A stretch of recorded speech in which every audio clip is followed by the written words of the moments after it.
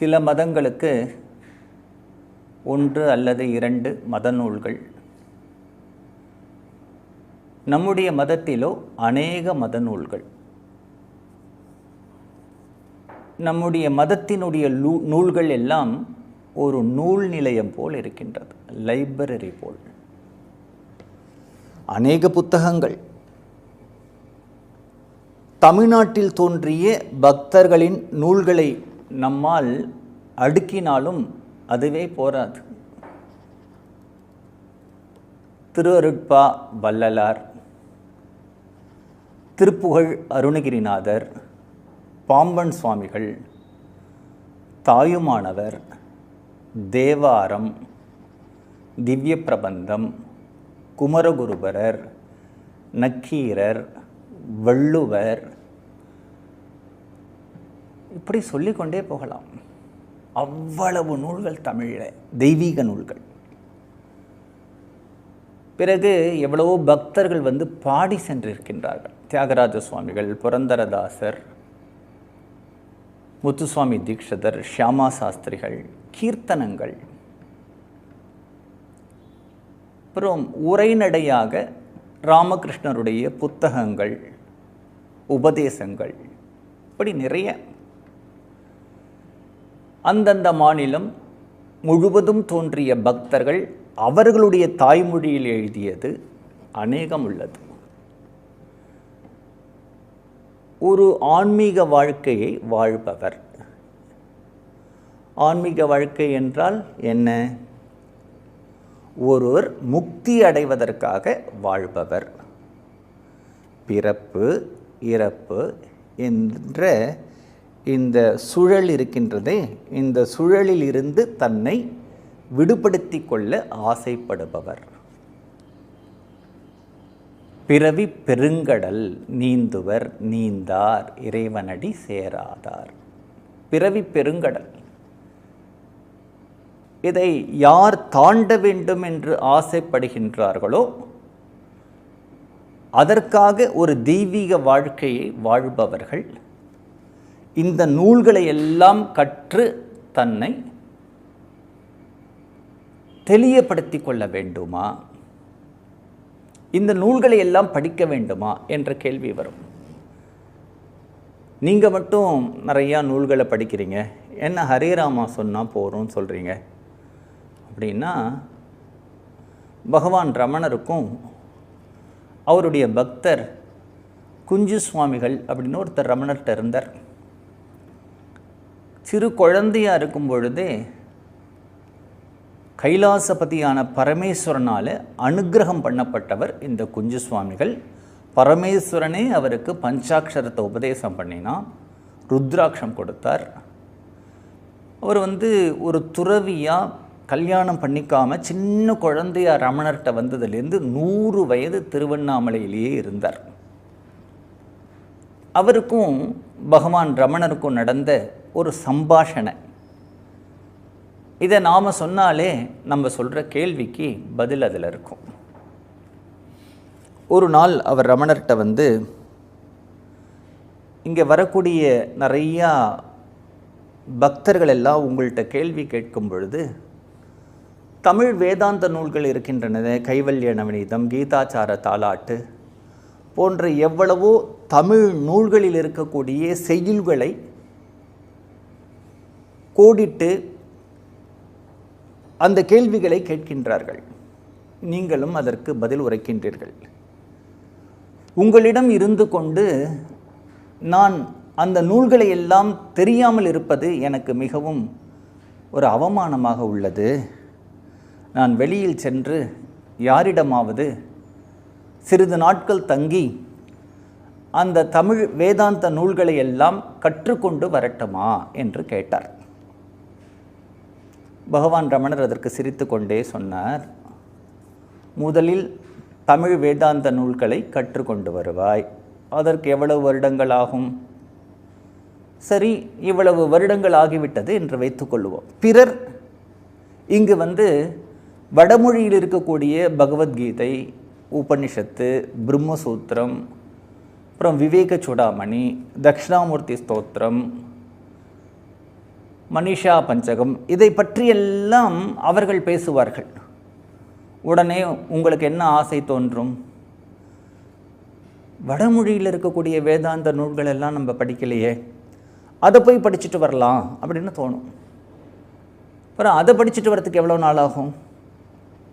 அதை படிச்சுட்டு வந்த பிறகு இங்கே வரக்கூடிய சிலர் நீங்கள் சொல்லக்கூடிய அத்வைதம் தப்பு, விசிஷ்ட அத்வைதம் தான் சரி அப்படின்னு அதுக்கு சில நூல்களை மேற்கோள் காட்டுவார். இன்னும் சிலர் சொல்வார் இல்லை இல்லை துவைத்தம் தான் சரி அப்படின்னு அதற்கு சில நூல்களை மேற்கோள் காட்டுவார். அதுக்கு கண்டன மண்டன சாஸ்திரங்கள்னு பேர். உடனே தங்களுக்கு என்ன தோணும்?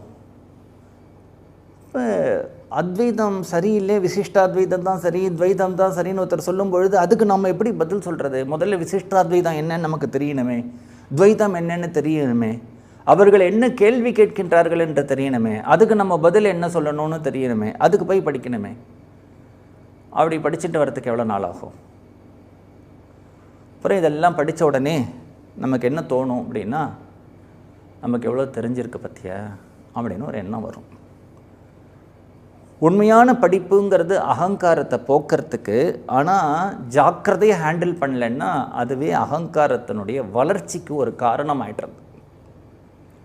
நெருப்பு நல்லதுக்கும் பயன்படுறது, தீயதுக்கும் பயன்படுறது. ஒரு தெய்வமாக வைத்து தெய்வமாக ஒரு விளக்கேற்றி நெருப்பை வழிபடுறதும் உண்டு, ஒரு கூரையே அந்த நெருப்பு எரித்து விடுவதும் உண்டு. அதுபோல்தான் நூல்களை கற்பது என்பது எதற்காக என்றால் நாம் உண்மையை தெரிந்து கொள்ள வேண்டும்.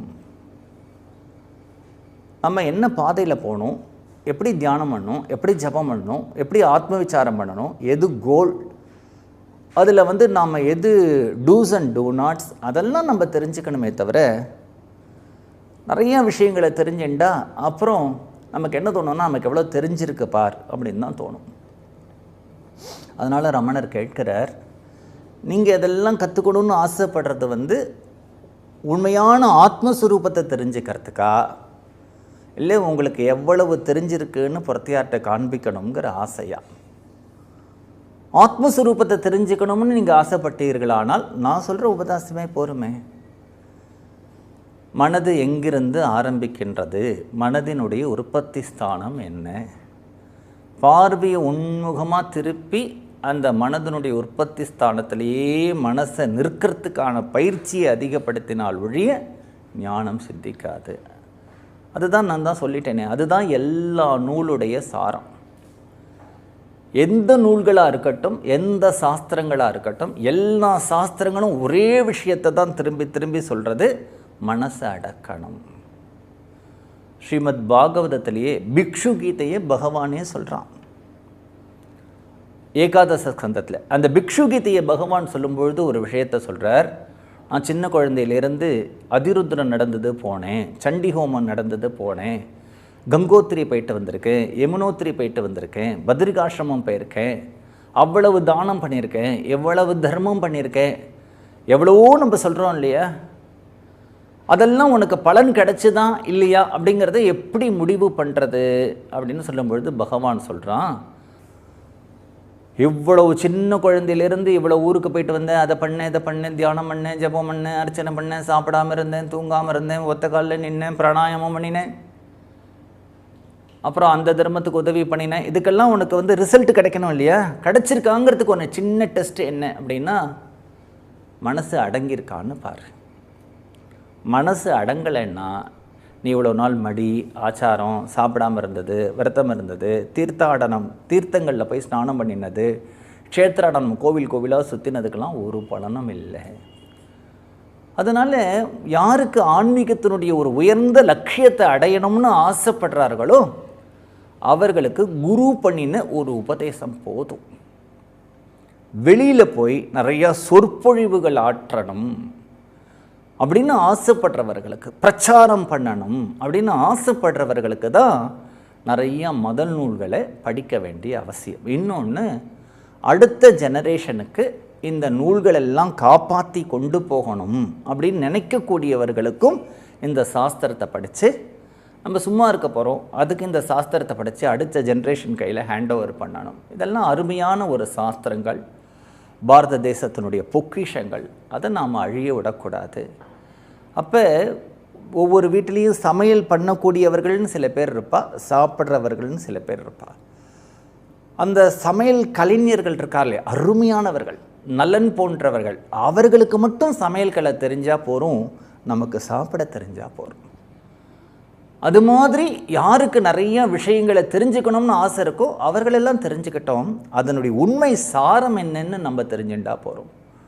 உண்மையான சாரங்கிறது ஞானத்தை அடையிறது. ஞானத்தை அடையிறதுக்கான வழி என்ன அப்படிங்கிறது குருவனுடைய உபதேசம். அந்த குருவனுடைய உபதேசம் ஒருத்தருக்கு நல்ல ஒரு ஞானியினுடைய உபதேசம் கிடைச்சி கொடுத்துன்னா, ஒரு அனுபவத்தில் இருக்கக்கூடிய மகாத்மாவுடைய உபதேசம் ஒருத்தருக்கு கிடைச்சதுன்னா, அதுக்கப்புறம் அவர் படிக்கிறதுக்கு ஒன்றும் அவசியம் இல்லை, தேவையும் இல்லை. படிக்கிறதுங்கிறது நம்முடைய உண்மையை தெரிஞ்சுக்கிறதுக்காக இருக்கணுமே தவிர, நமக்கு இவ்வளவு தெரிஞ்சிருக்கு அப்படின்னு பிறருக்கு காண்பிக்கிறதுக்காக நம்ம படிக்கிறது நமக்கு பிரயோஜனம் இல்லாமல் போயிடும். நம்மளை ஞானத்திலிருந்து இழுத்துட்டு போய் அஜ்ஞானத்தில் விட்டுடும். ஏன்னா அகங்காரம் வளர்ந்துடுறதே. அகங்காரம் வளர்ந்தாலே அதை தொடர்த்து கொண்டு எல்லாம் நமக்கு வளர்ந்துடும்.